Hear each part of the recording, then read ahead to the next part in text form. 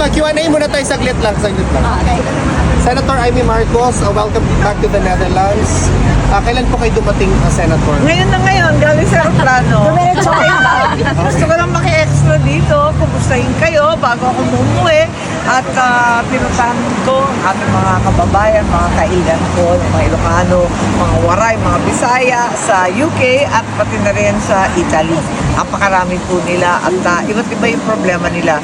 Pero in the meantime, nag-umpisa na tayo magpila ng iba't ibang mga batas sa Senado. Siyempre, yung mga priority bills ko, pero maliban doon, may bago akong bill, ang President Rodrigo Roa Duterte bill, which is SB 552. At ito ang nagpaparusa at ginagawang krimen, ang extraordinary rendition. Hindi na dapat paulit ito nangyari kay Presidente, na kinidnap siya at dinala dito sa ibang bansa. At papatawan natin ng parusa. Wala tayong masasabi dahil yung ICC ang may proseso sila na kanila, pero para sa atin sa Pilipinas, labag din sa ating batas ang nangyari. Kaya kailangan managot. Ikalawa, may ombudsman case na nakatenga. Yun nga lang, naghihintay ako sana tapusin kasi magbabago ang ombudsman. Kinakabahan ako, baka hindi na dinggin. Ganun pa man, dalhin natin yung kaso at pursigihin natin para managot ang talagang nagputos nitong kababalaghan. Okay. Until when are you here po? I don't know yet. Iniimbita ko siya sa Saturday. Alam mo naman, backup dancer lang ako. Kanina, hindi ko na binanggit sa inyo, napag-usapan namin sa loob ni Pangulong Duterte si Senator Amy. Kasi binanggit ko sa kanya na nandito si Senator Amy and nag-request din siya ulit sa ICC through the lawyer kung pwede ba siyang makapasok doon. At tinanong ako ni Pangulong Duterte kanina kung bakit daw gusto pumasok ni Senator Amy. Sabi ko, baka gusto ka kausapin. Sabi niya, ano naman sasabihin niya? Sabi ko, well, hindi ko alam. Sabi niya, pareho kayo na sinasabi ang politika yan lahat. It's all politics. Yeah, sabi.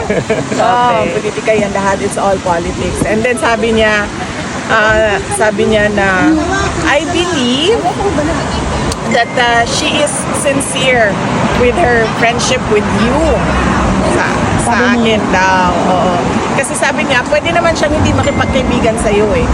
Pero nakikipagkaibigan siya sa iyo. Sabi niya, yan ang nabanggit niya.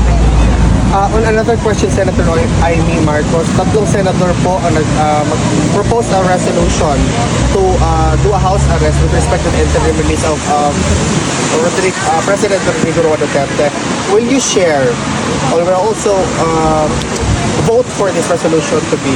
Siyempre talagang ako'y nakikiisa sa kanila. Pero sa kabila nun, alam ko rin na hindi tayo papansinin ng ICC. Ano man ang ipataw dyan. Kaya pursigihin natin, maliban sa resolution dyan sa Senado, na baka naman baliwalain lamang. Pursigihin pa rin natin ang pag-iipon ng ebidensya at pagtatanggol kay Presidente sa loob ng proseso nitong ICC. Baka naman madaan sa tiyaga at sa dasal. Okay. Thank you. Last question po. Senator Amy Marcos, you urged the Malacanang to write a comprehensive report with respect to ano po nangyari with respect to the involvement of the First Lady, Liza Marcos. Are you also going to open an investigation to look into this matter? I think Senator Robin has already initiated an investigation. Yun ang nabasa ko sa dyaryo pero hindi pa kami nagkakausap. Ganun pa man, ang akin mas maigi dahil nababalabag at nagugulanta ang buong tambayanan tungkol na dito sa cocaine overdose na nauwi sa pagkamatay ng isang Pilipino sa ibang bansa. Ang laking kahihiyan at ang balita, may mga opisyal sa event na yon dahil Manila Film ang talagang pinopromote nila. Kaya kinakailangan alamin natin kung anong nangyari. Sa Malacanang naman ako nananawagan na kung maaari ipaliwanag nila para yung inosente hindi pagbintangan at yung may kasalanan o yung may accountable baga, kinakailangan managot. Thank you. Okay. Mabuhay po Thank kayo. you.